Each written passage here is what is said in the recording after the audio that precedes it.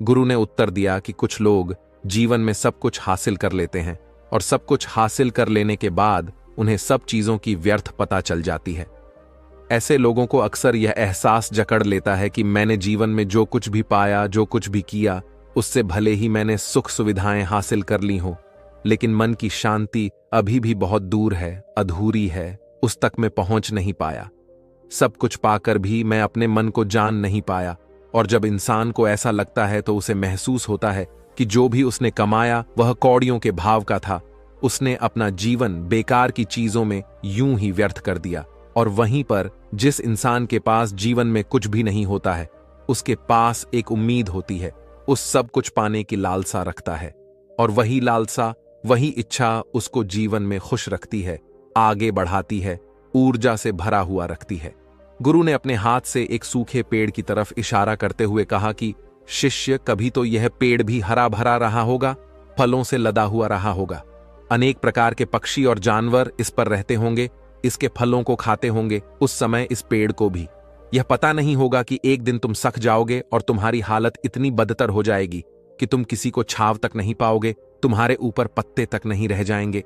फल तो दूर की बात रही, उसी प्रकार मनुष्य अपने जीवन की दौड़ में यह भूल जाता है कि जिस दौड़ में वह सबसे आगे निकलने की कोशिश कर रहा है, उसका अंतिम चरण तो मृत्यु ही है।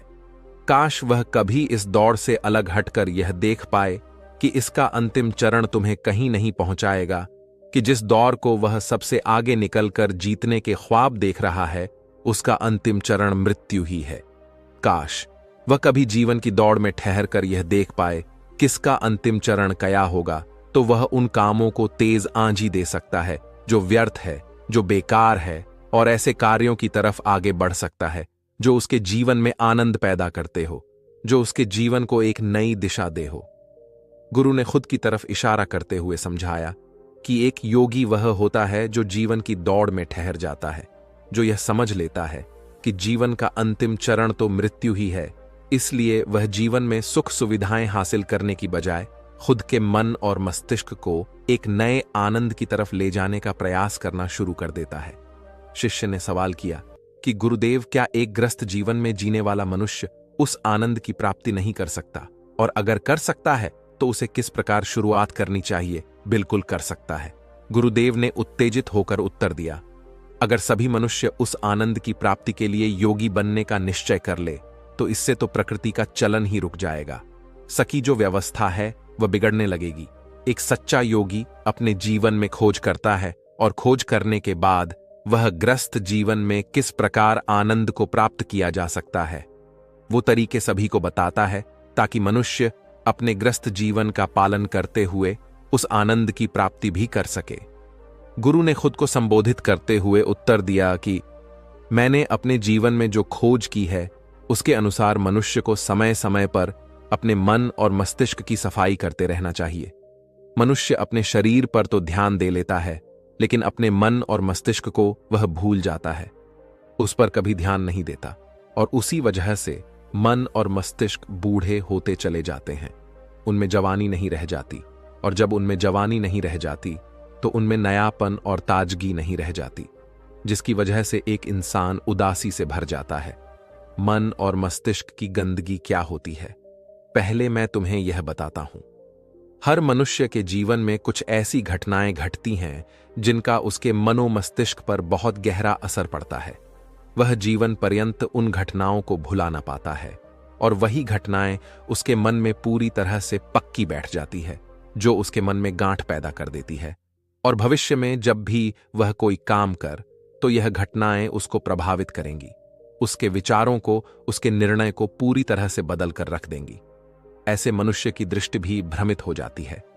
वह सत्य स्वस्वरूप को नहीं देख पाता। वह चीजों को उन घटनाओं से जोड़कर भ्रमित तरीके से देखता है।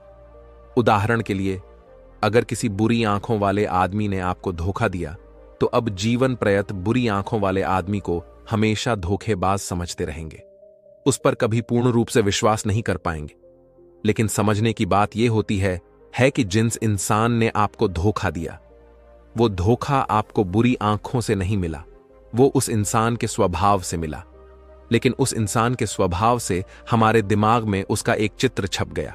उसकी एक छवि बन गई, और वह छवि दूसरे आदमी से जब हम संपर्क करते हैं तो बीच में एक दीवार की तरह खड़ी हो जाती है, और इसी वजह से दो लोगों के बीच प्रगा संबंध स्थापित नहीं हो पाते। जो मनुष्य के लिए सबसे जरूरी यही होता है कि वह अपने आप को अतीत की घटनाओं से फ्री रखें, उन घटनाओं से प्रभावित हो, वो दिमाग में किसी तरह की छवि न बनाए। कुछ लोग इस बात पर यह सवाल खड़ा कर सकते हैं कि फिर जीवन के अनुभव किस काम आएंगे, लेकिन समझने की बात यह होती है कि हम जीवन के अनुभवों से भी भ्रमित तरीके से ज्ञान लेते हैं, सही तरीके से उनसे सीख ले ही नहीं पाते। ठीक उसी प्रकार जिस तरह उस बुरी आंखों वाले की आंखें जिम्मेदार नहीं थीं, धोखा देने के लिए उसका स्वभाव जिम्मेदार था, लेकिन मनुष्य अपने अनुभव में उन बुरी आंखों को याद रखेगा, उस स्वभाव भाव को भूल जाएगा। शिष्य अपने गुरु की बातों में इतना खो गया कि उसे चलते चलते जंगल के रास्ते में पड़े हुए कांटे दिखाई नहीं दिए, और अचानक उसके पैर में एक कांटा छुप गया। गुरु ने उसका कांटा बाहर निकालते हुए उससे पूछा, यह कांटा तुम्हारे पैर में क्यों लगा? इसके पीछे तुम किसको जिम्मेदार मानते हो? गुरु ने कहा कि तुम मुझे भी जिम्मेदार मान सकते हो, क्योंकि मैं तुम्हें एक बातें सुना रहा था।